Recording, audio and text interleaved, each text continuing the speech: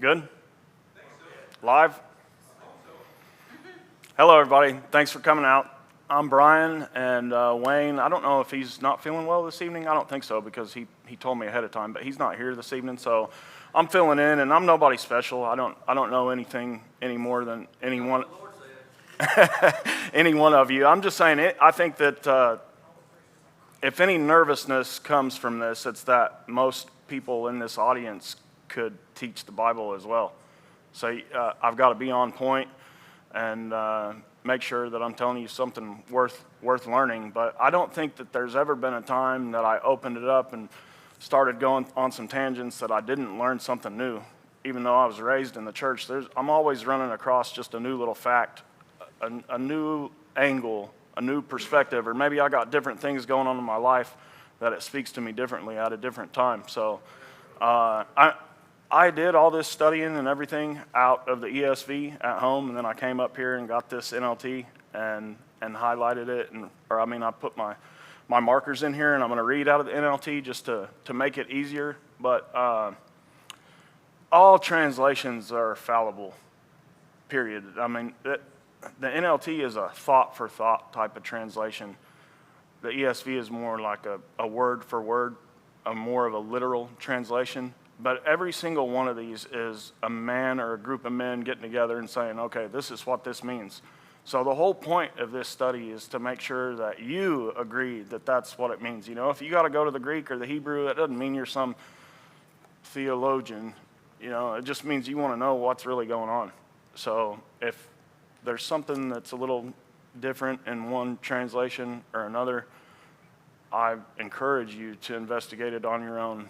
I don't think you're going to find any conflict because I checked all versions, and plus this is more of a bird's eye view than we did last time where we really went down. But it is a Bible study, and with that, we're going to be in the Bible. We're going to read some of the Bible, a pretty significant chunk, but I think it's worth it. So we're going to start in Luke chapter 4. Everybody is familiar with this. Verse 14 through 30. And the first part of chapter 4, Jesus has just gone through the temptation.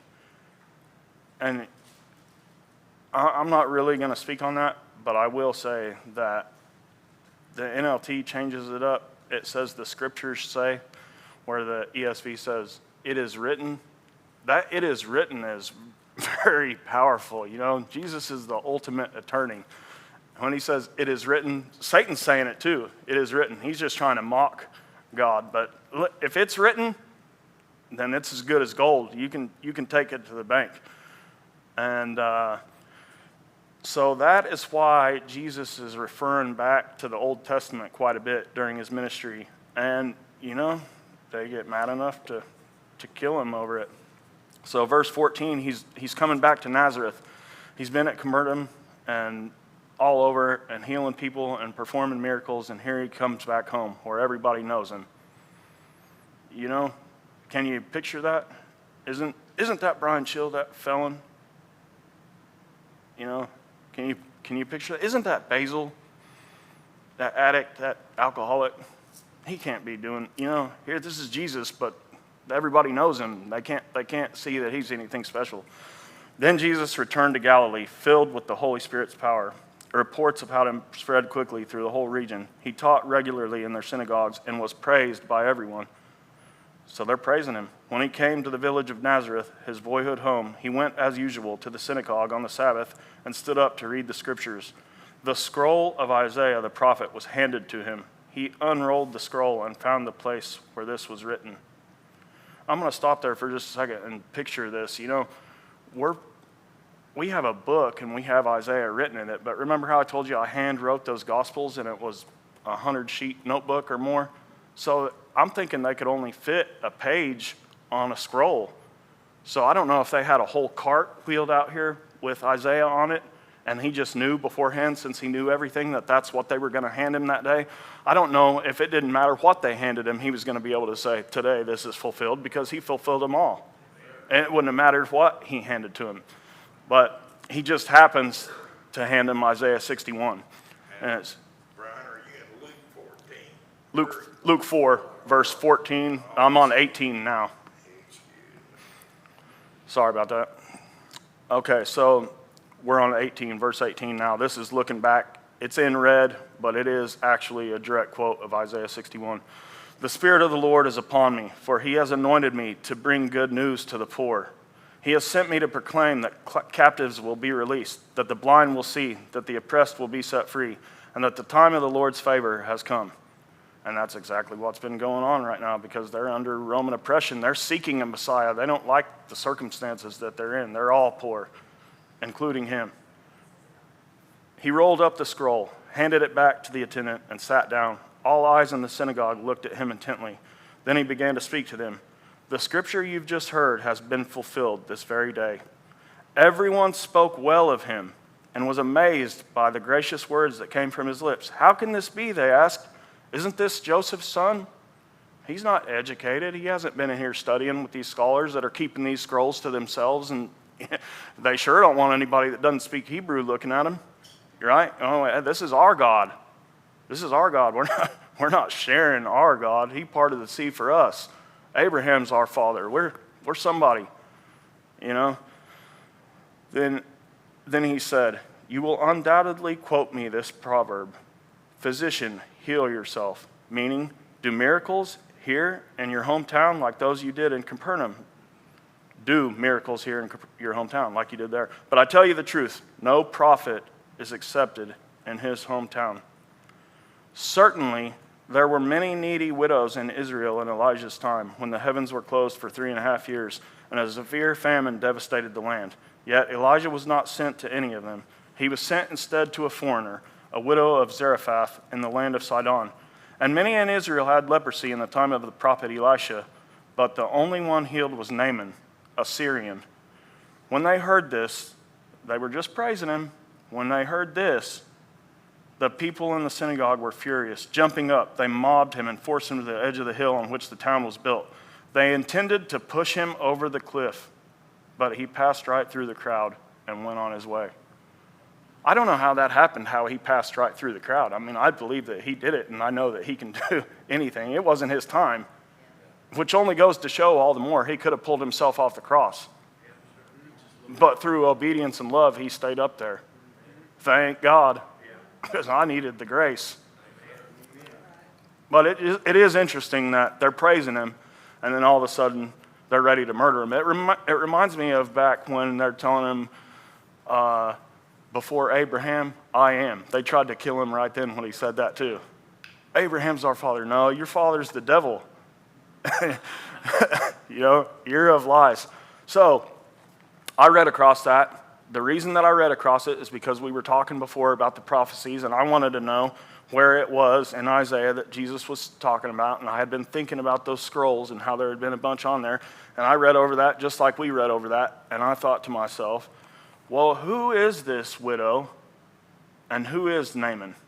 Because I heard the stories clear back to Vacation Bible School, and I know the stories, and I've probably read it, but it's been some time. Can anybody tell me, you know, has anybody studied 1st or 2nd Kings lately?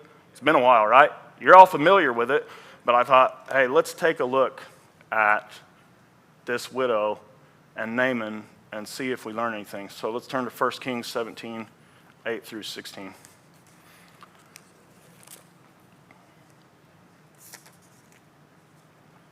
Verse 17, verse 8. It's going to be 8 through 16.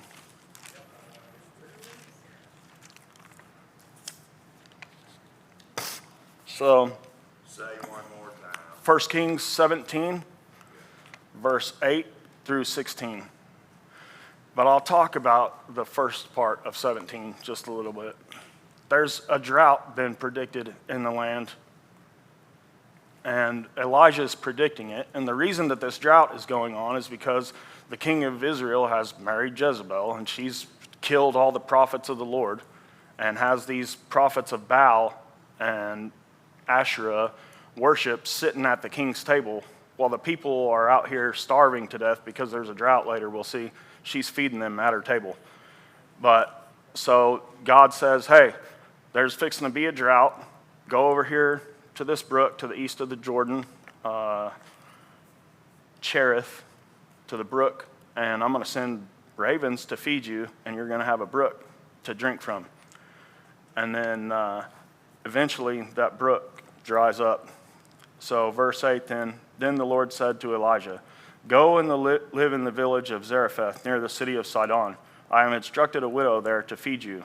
So he went to Zarephath. As he arrived at the gates of the village, he saw a widow gathering sticks, and he asked her, "Would you please bring me a little water in a cup?"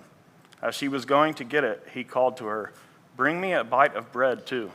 But she said, "I swear by the Lord your God that I don't have a single piece of bread in the house." She already knows he's a man of God. She says, "I swear by the Lord your God, not my God. And I have only a handful of flour left in the jar and a little cooking oil in the bottom of the jug. I was just gathering a few sticks to cook this last meal, and then my son and I will die." Wow. I mean, they're really out of food. But Elijah said to her, "Don't be afraid. Go ahead and do just what you've said, but make a little bread for me first. Then use what's left to prepare a meal for yourself and your son. For this is what the Lord, the God of Israel, says. There will always be flour and olive oil left in your containers until the time when the Lord sends rain and the crops grow again." So she did as Elijah said, and she and Elijah and her family continued to eat for many days. There was always enough flour and olive oil left in the containers, just as the Lord had promised through Elijah. Now, that's exactly what the Lord wants from us, and I feel like that's a picture of it. The first fruits. If she hadn't made it for him first and decided, "No, I'm going to feed my son and give him the leftovers," I don't think it would have gone down just quite like that. And I think that, I failed in this most of my life, and even still. But, if you make it a point to thank God the first thing that you wake up, like if you try to take a minute to pray, or if you got time to have a little bit of Bible just the first thing off the bat, or even, I never tithed before. Before I came to this church, I wouldn't put $5 in an offering plate because I had evil on me. I thought, this preacher's they're going to abuse this money. I'm not paying for this preacher's Mercedes. But I came here and I met Pastor Jim, and I didn't have to worry about that, So it enabled me to put some in. And I'm telling you, I was out there breaking my back. Good as Fred is, he was paying me like $13 an hour. And I felt rich because I was at the Outcast. I had plenty of money, And I put a few dollars in the plate, and boom, 18 an hour. Boom, 20 an hour. It was insane.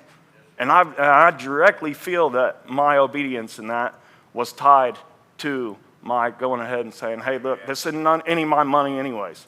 I'm telling you, nothing is my doing." I know that for a fact.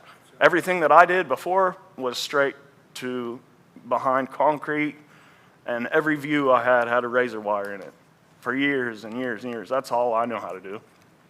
So with that, let's take a look at Naaman over here. 2 Kings 5, verses 1 through 14.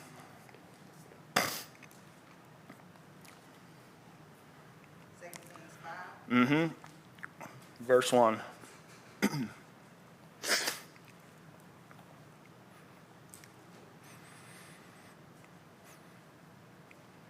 Ready? The king of Aram had great admiration for Naaman, the commander of his army, because through him the Lord had given Aram great victories. This is Syria, the enemy of Israel, and the Lord has given this commander victory.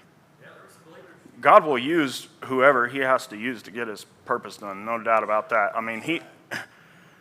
But though Naaman was a mighty warrior, he suffered from leprosy.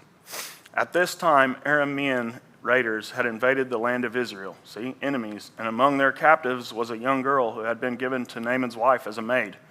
One day the girl said to her mistress, "I wish my master would go to see the prophet in Samaria. He would heal him of leprosy." Are you kidding me? Yeah. This little girl has faith like you wouldn't believe. Yeah. And she's probably hoping she gets to go with him and maybe see somebody. She's smart, but she knows that this prophet is tied to God who has power, that leprosy is nothing.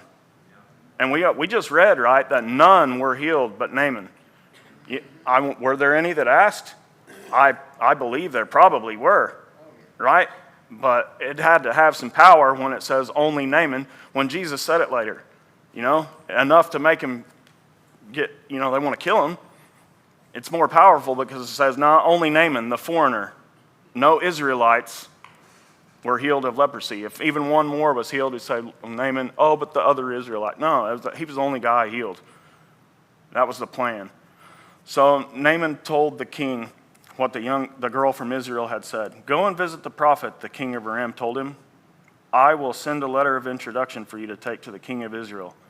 So Naaman started out, carrying as gifts 750 pounds of silver, 150 pounds of gold, and 10 sets of clothing. Wow. That is a lot. I mean, some people would say, I'll keep the leprosy. Let me just get that. But no, that's a problem for him. And wealth is no matter when you have a bunch of wealth. You'd rather be healed.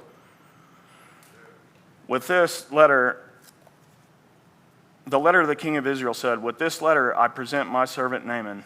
I want you to heal him of his leprosy.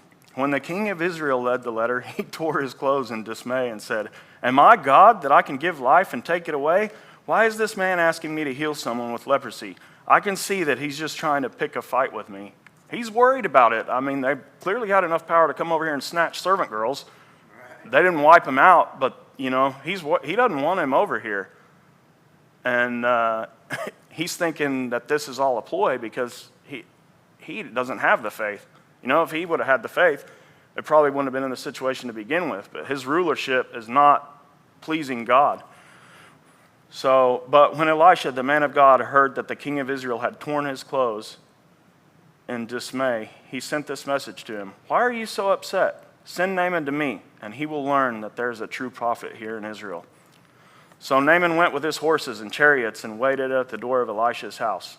Let me tell you, these other Israelites and everybody else around, they're not riding around on horses and chariots. They're walking around in sandals if they got sandals. This guy is somebody. But Elisha sent a messenger out to him with this message. Go and wash yourself 7 times in the Jordan River. Then your skin will be restored and you will be healed of your leprosy.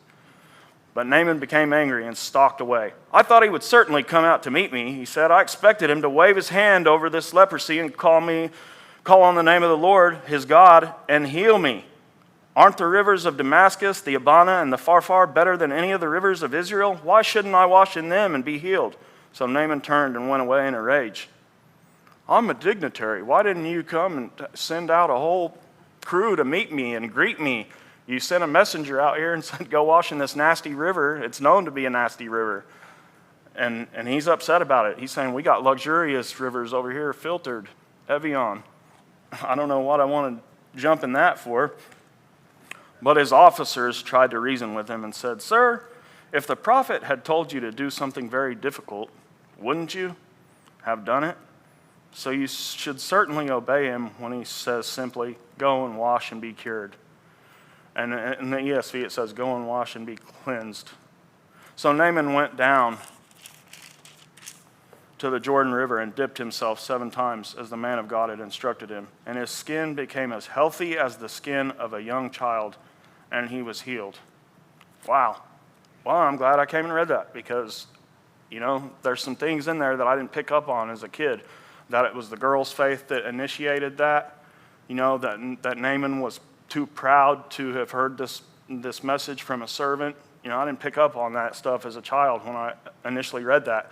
And then you're all probably familiar shortly hereafter, the prophet, he doesn't want any payment for this because he's doing this to illustrate the power of God, and he knows that this guy's going to go back.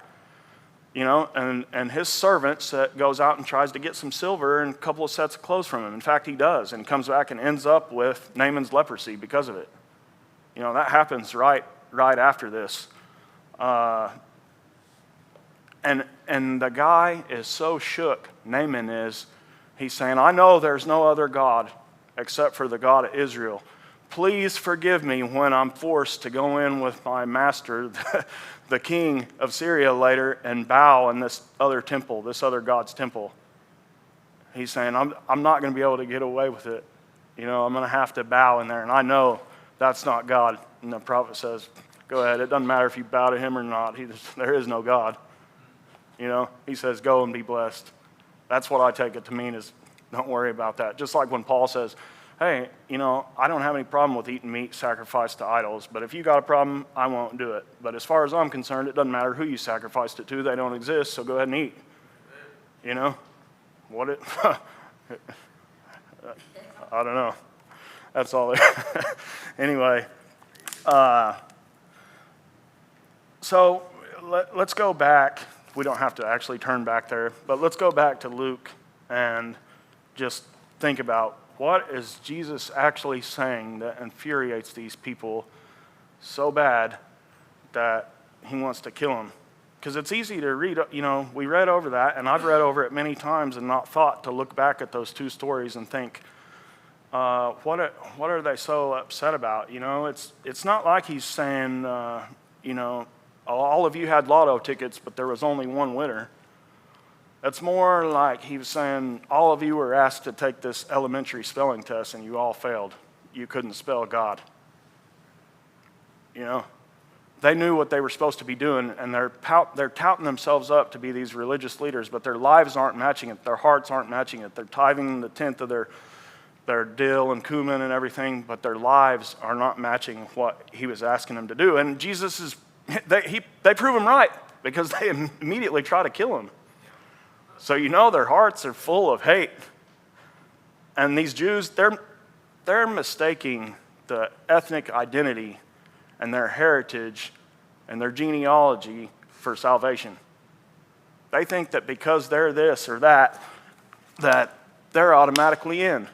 And he's telling them they're not. He's pointing out sin. Jesus is pointing out sin, and that's what he's still doing, right? He points it out to me, and he says, hey, that's not okay. And I have the choice to, it's okay for me, or I'll deal with these consequences later, or repent and change my ways.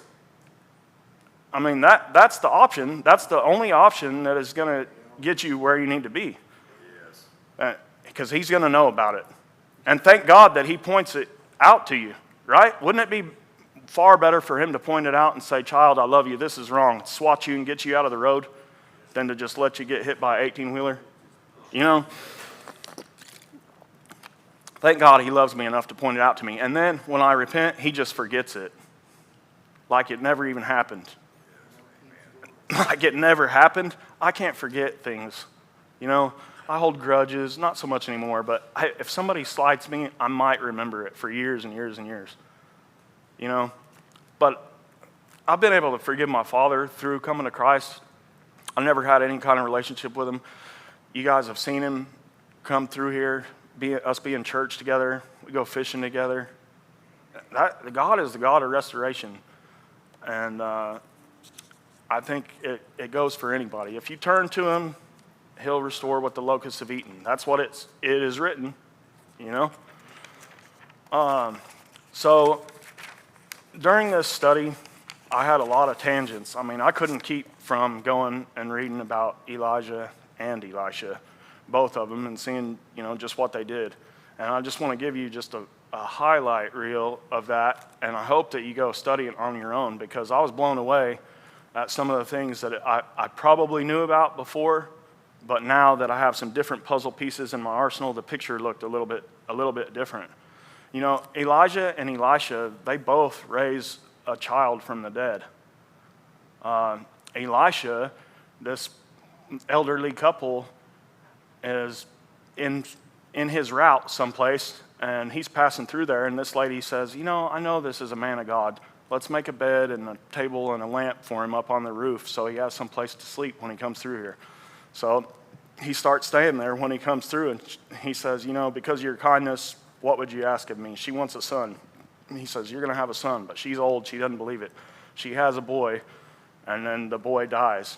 And both of the scenarios are similar in that when it's Elijah, he's going, and that's where they have the oil and the bread that don't run out. And he's saying, she's saying, did you save me from this just to take my son later? And it reminds me of the Israelites. Like, Moses, did you bring us out here just to starve us and not have any water? Take us back here to Egypt where, they were raping our wives and we were baking bricks all day, but at least we had a drink of water, and just crazy. the ungratefulness. That's why God has such a problem with his children and why he's used their disobedience to bless the Gentiles. So I'm in, you know? So it worked out for our good. But they both, and let me just go ahead and say, one of the things that happens with Elijah is another man is raised from being thrown in his tomb and him touching his bones. And I think that reiterates here, it had nothing to do with Elisha. This is the power of God being displayed through these men and their faithfulness. But at the end of the day, Elisha's dead, and they throw a man in there, and he bumps into his bones and comes back to life. Amazing. They both multiply the food and the oil. They both part the Jordan River because Elisha wants to see if God's still with him. And Elijah gets carried up in a whirlwind and his cloak falls off and he picks it up. And he's been told, if you witness this, you're going to get a double portion. And so he wants to test it and he throws the cloak down and parts the Jordan. And the thing about that is that Jesus multiplied some loaves and fed way more people, the 5,000. It was 100 men in the other case. But Jesus raises Lazarus and himself. Jesus, God, tears the veil of the temple, a 300-pound curtain, from the top to bottom so there can be no mistake. These are kind of pictures of what's going to come in the Messiah. And I always wondered, how could a double portion of someone who has the power, not them having the power, but how could somebody that God is using to raise the dead be doubled? Like, what is there more powerful than raising the dead? And I did a little bit of research on that, and it was more like a inheritance term, in that if you were the eldest brother, you got the double portion because you're going to get double what your other brothers get because you're going to keep the family business going. You're the one that's expected to carry on. So it's only right that in order to honor our Father's name, we make sure the business doesn't fail. So we're going to give you double. It's not that he had twice the power of him per se. I think that they're all equal because it's God's power. I don't think one prophet was any greater than the other.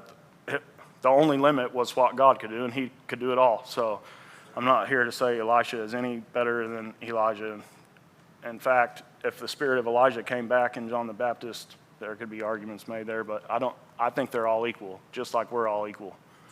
I don't think there's any, but the whole point of there being no greater feat than bringing somebody back to life, which is what Jesus himself did, defeated death, conquered death, right? He goes down to Hades. Think about the earthquakes also. The veil of the temple tears, but also these tectonic plates tore, sheared. We always picture hell being down. I don't know if it is or isn't, but I do know that there were some cracks, some fissures made in the core of the earth that day. The whole earth was shook because the Son of God just died. And if hell is down and he went down there and got the keys like it says, maybe that's why the plate split. I don't know. I do know that they cracked. It shook. The whole earth shook. Yeah. Yeah, I agree. So, and that's the whole point, is that God is in the life business, right? He's restoring life, not the life insurance business. The insurance is if you die or when you die. The life is, hey, you're never going to die. Believe in this. Believe that Jesus, I sent him down there for you, and you've got the everlasting life. You don't need life insurance. We're never going to perish.